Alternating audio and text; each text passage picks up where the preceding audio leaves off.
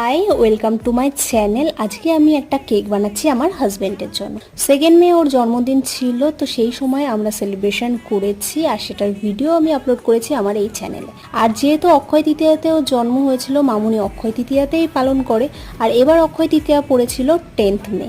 তো সেটা সেলিব্রেশনের জন্য আমি একটা কেক বানাচ্ছি, তো সেটাই তোমাদের সাথে শেয়ার করব। তো প্রথমেই আমি 3টে ডিম ফাটিয়ে নিয়েছি আর সাথে আমি অ্যাড করেছি 2 কাপ চিনি। সেটা ভালোভাবে মিক্সড হওয়ার পরে আমি ওটাতে অ্যাড করেছি 1 কাপ সাদা তেল, 1 কাপ দুধ আর একটু সেন্টের জন্য দিয়ে দিয়েছি ফ্লেভার এসেন্স। তারপরে সেটা ভালোভাবে মিক্সড হওয়ার পরে আমি দিয়েছি ময়দা 2 কাপ, তার সাথে অ্যাড করেছি কোকো পাউডার আর বেকিং পাউডার।